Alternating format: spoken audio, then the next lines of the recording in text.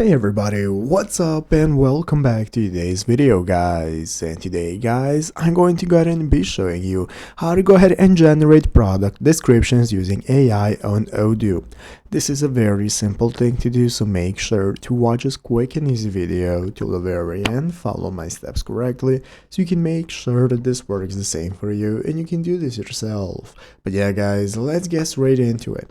So the first thing we want to do is to go ahead and open up the official Odoo website right here, odoo.com, if you have not already. So if you do not already have it opened up, go there, and this is going to be the homepage you're greeted by. From there in the upper right corner, you can get started logging in. If you do not already have an account, you can just go ahead and create one. So once you've done that and logged in, this is going to be the homepage of your website, where from the editor mode here at the top of the screen, you're going to have the configuration tab, site settings, and so on that you can use for managing your website. So it's going to take a look at how to make product descriptions using AI. What we're going to be doing is using some application like this one called the AI product description generator. So you can go to the configuration tab right here at the top of the screen and click on apps. That's going to open up this application marketplace. From where you can search for similar applications. You can search for this one right here, and if you want to implement it into your website, you can click the add to cart option right here. This is going to enable you to go ahead and follow the step by step right here. So you're going to have all the technical details on how to set it up, how it works, how much it costs, and so on, to go ahead and get started with setting up your product descriptions using AI. So click add to cart, install it to your website, follow it step by step on how to install it. All of that is going to be available in the tutorial and setup guide,